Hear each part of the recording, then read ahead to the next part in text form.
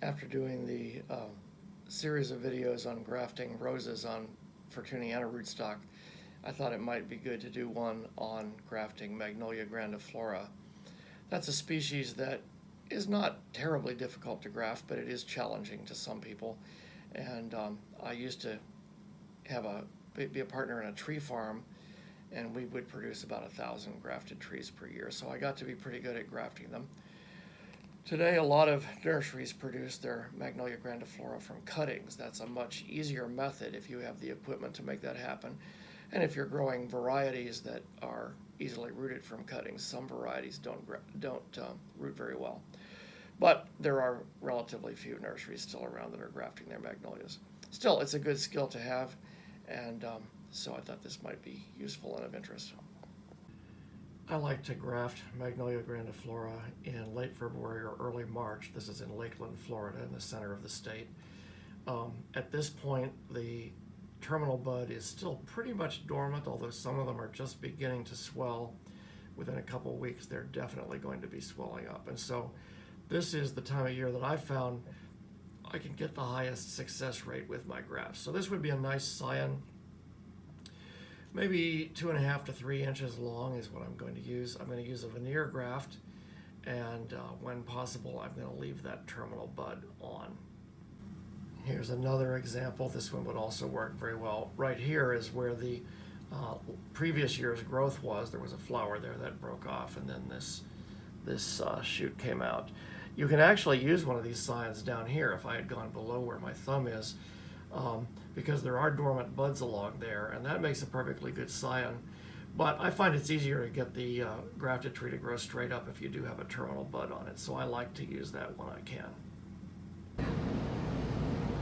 The scion I'm going to use is quite dormant. I've pulled the leaves off of it, and this is my rootstock. I don't mind using a rootstock that's somewhat thicker than the scion. The timing of this is that the seed pods of Magnolia tend to ripen up usually in September here in Lakeland, Florida, and so we collect seeds then, we stratify them through the winter, and then plant them usually in February or March. And so this is a seedling that is now a year old. This is February, and it's a little thicker than my scion, but that's okay. Because Magnolia has very resinous sap in it that tastes bad, and I suppose if you left it in your mouth a lot, it would probably burn your tongue. This is one of the grafts that I never put in my mouth, and that means that once you start cutting that, it becomes critically important that you finish quickly. Otherwise, it's going to dry out and die. And I think that's one reason magnolias have somewhat of a reputation for being difficult to graft. So what I'm going to do is cut the rootstock cuts first, then I'll cut the scion, and then place them together and wrap them as quickly as possible.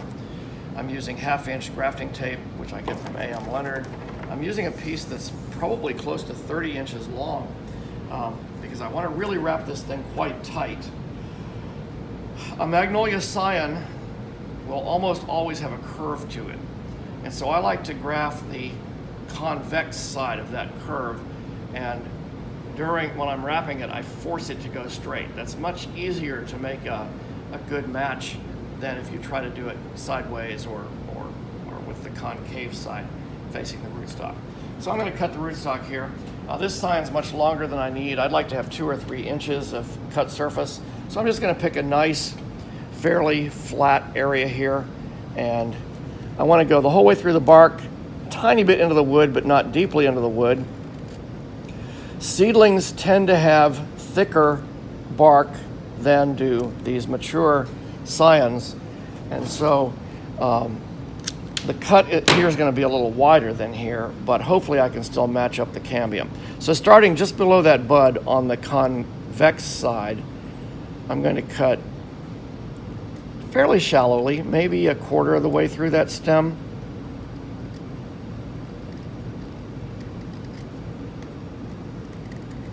And that's quite a bit longer than I need, so I'll come up here. I want to put a wedge in the bottom of it.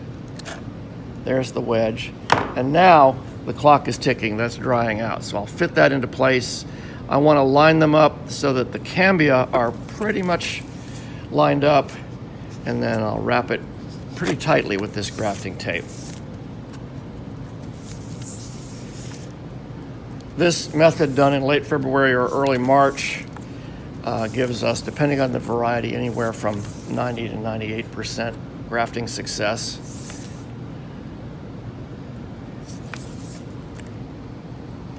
So as I wrap, I'm kind of straightening that scion to try to keep the cambia together. It will let you bend it quite a bit. That terminal bud is the one thing that's quite fragile.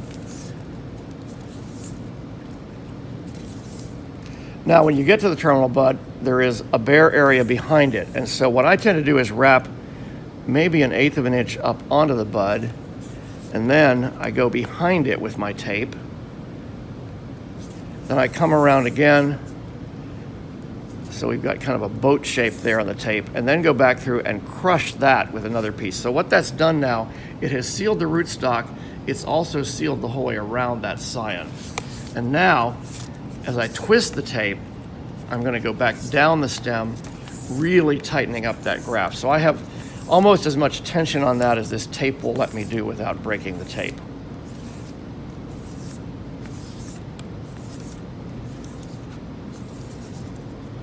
And then just a 1/2 inch knot at the bottom to hold it. And that's finished. That will take probably at least 3 weeks to heal enough that that bud will start swelling. At that point, I'll start cutting the top back, almost like we do with mango trees, which is where I really got the idea for using this method. It's best not to cut the entire rootstock top off all at once. Instead, you shorten it a bit, wait another week, shorten it a bit more, and then maybe after 3 weeks of that, you're down to where, by that time, the scion will be actively putting out leaves. It may try to flower, because a lot of those terminal buds have a floral bud in them.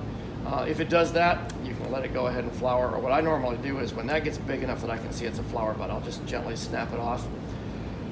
At that point, I will check the tape, and if there's no good vegetative bud sticking out where it's exposed to the air and can grow, I may actually unwrap this and rewrap it. That's quite a lot of labor, but it's really not ready after 3 or 4 weeks to take the tape the whole way off. They're fairly slow to heal. I like to have a good flush of growth coming out on that before I take the tape totally away.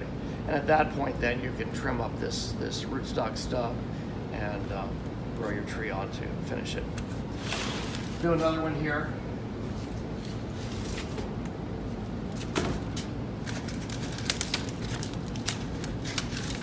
So I'll just break the leaves downward.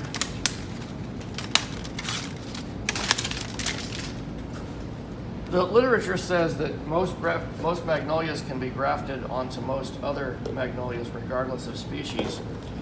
I tried last year grafting grandiflora onto grandiflora seedlings as well as Virginiana seedlings.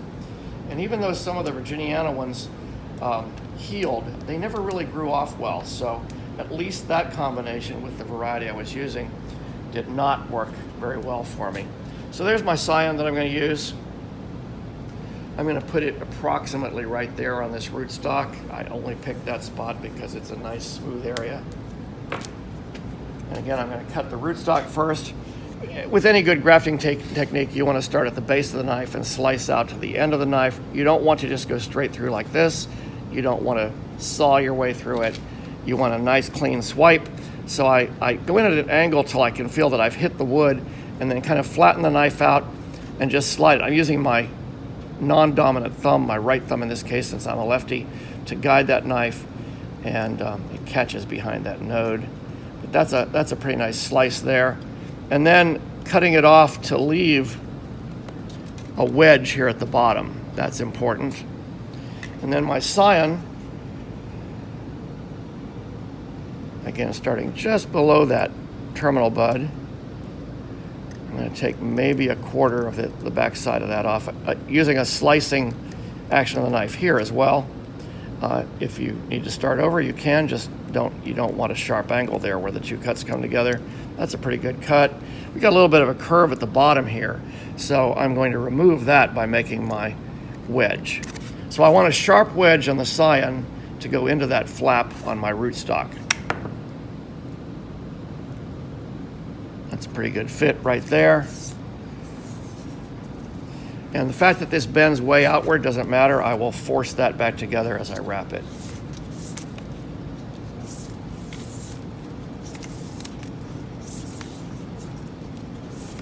I'm wrapping bottom to top, and I'm overlapping each wrap by about 1/3. So just kind of like shingles on a roof that will shed water from irrigation. It'll also tend to seal it up so that it doesn't lose a lot of water by evaporation from inside. Again, I'm straightening this scion so that it fits right onto the cambium of the rootstock. I like the fact that that terminal bud is sticking out a little. That's going to be easy to wrap compared to one that's more or less straight up. Those are kind of fragile, and sometimes you'll snap them off if you're not really careful in the wrapping process. So I've gone behind it. I've sealed that the whole way around. Now I'm going to tighten it as I go back down the stem. And again, I'm stretching this tape almost to the point of breaking. And a half hitch knot at the bottom, and that's finished. Here is a wrapped scion, and you can see how the tape goes behind that terminal bud and kind of seals the gap that it would have left. You really don't want an air gap in there at all if you can avoid it. On the other hand, it's really easy to destroy that bud in the process. So here's another one. You can see there's a little bit of tape around the base of the bud itself. That's okay. We're not really putting a lot of stress on that. Here the plants are on the greenhouse bench. This is in a fairly unshaded greenhouse, and they're on an automatic dripper system. They'll be left here for probably 3 to 4 weeks before we check them and start unwrapping. Here is a plant that was grafted last season and has grown out nicely.